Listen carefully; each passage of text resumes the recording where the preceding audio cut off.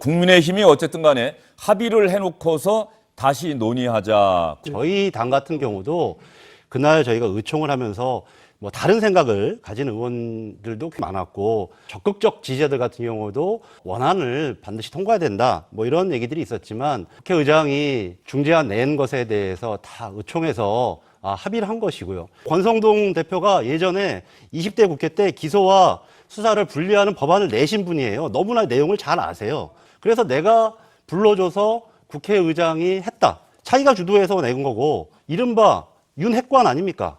이게 앞으로 여당이 되실 분들의 책임 있는 정치 자세인가요? 이날 의총은 국민의힘이 합의안을 보고하자마자 아주 신속히 합의안을 통과시켰습니다. 저희들은 2시간 넘동안 토론하는 동안 이렇게 와서 지금 갑자기 파기하자.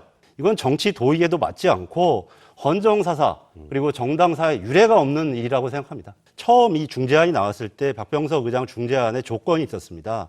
만약에 이것은 최종적인 합의안 중재안이고 이것을 받아들이지 않는다면 받아들이는 쪽에 편의를 봐서 의사진행을 하겠다 이런 얘기도 있었기 때문에 지금 만약에 합의를 파기하는 입장이라면 저희들로서도 원안까지도 적극적으로 검토해 볼 수밖에 없고 그것이 바로 처음 이 중재안을 냈던 박병석 의장도 그런 것을 천명했기 때문에 저희들도 지도부를 중심으로 다시 한번 논의를 하게 될 것입니다. 우리 당내에서 가장 검찰을 제일 잘 알면서도 한편으로 이 문제에 대해서 신중한 의견을 내시는 게 조응천 의원인데 조응천 의원님께서 뭐라고 하셨냐면 이 수사 문제와 관련돼서는 기본적으로 수사하는 사람들은 확증 편향을 가질 수밖에 없다. 그래서 수사와 기소를 분리하는 것이 원칙이고 견제와 균형을 통해서 수사기관에 대해서는 항상 감시와 통제를 해야 된다. 뭐 이런 얘기를 하셨습니다. 그러면서 만약에 이제 경찰이 비대화되고 수사력이 커지면서 이 문제를 어떻게 할 것이냐. 그래서 보안수사권은 남겨둬야 된다.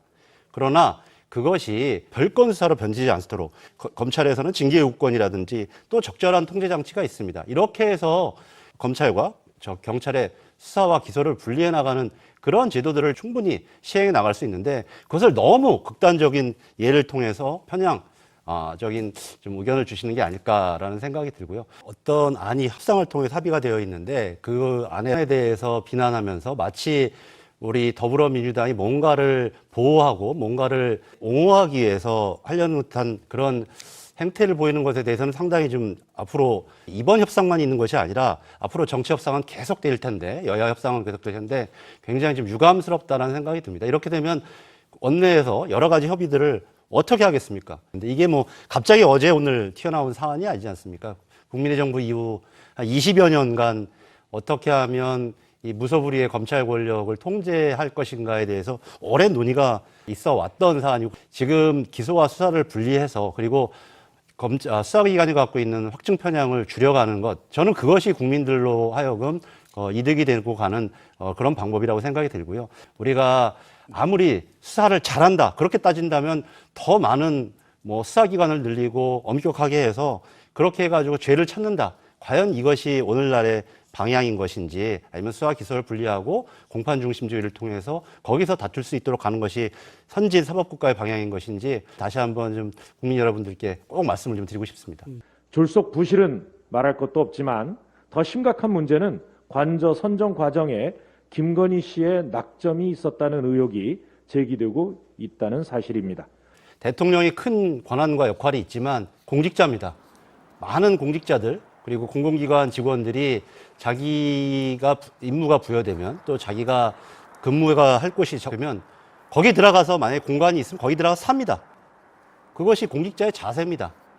그것을 마치 자기가 고를 수 있는 것처럼 하고 다니는 그런 모습이 과연 대통령이라고 허용이 될까? 국민들은 어떻게 바라볼까? 매우 불편하시기 때문에 저희들이 이 문제를 제기할 수밖에 없는 것이고요. 처음 용산으로 대통령실이 이전하게 되었을 때 결정 자체에 대해서는 대통령 당선인의 뜻이니 저희들도 충분히 이해한다. 그러면 그것이 어떻게 진행될 것인지 들어가서 차차 여러 가지 예산과 제도, 여러 가지 방법들을 감안하면 되지 않을 것이냐. 이렇게 얘기했지만 그냥 막무가내로 결정을 하고 옮기지 않겠습니까? 맨 처음에는 무슨 육참 총장 공간이 적당하다는 등 막 이렇게 여러 가지가 나왔습니다만 결국 이렇게 졸속으로 진행되는 모습이 나옵니다.